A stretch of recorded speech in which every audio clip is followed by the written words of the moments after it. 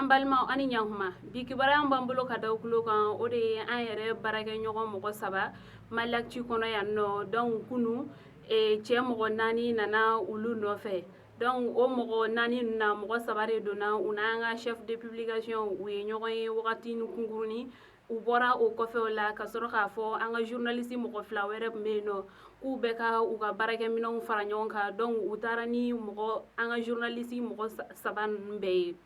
o tuma la an kun tɛ mɔgɔ ninnu suguya dɔn sabula u ma explication fosi di an ma o tuma la mandat fosi kun t'u bolo mun bɛ se k'a dɔn an ka dɔn mɔgɔ suguya minnu don donc o kɔfɛ an kamana gana an ye welewelemadaw fili fan bɛɛ o kɔfɛ o la ministre ka communiqué kɛla k'a fɔ ko an ka journaliste mɔgɔ 3 ninnu ko u bɛ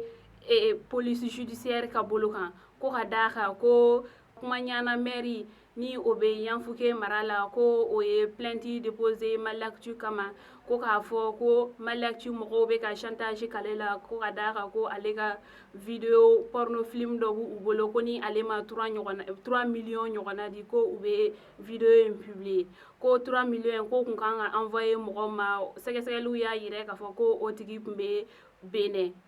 fo an filɛ nin ye yɔrɔ min na kibaruya wɛrɛ fosi t'an bolo an ka mɔgɔ ninnu na nka ko k'a fɔ an balimaw ɲɛna ka d'a kan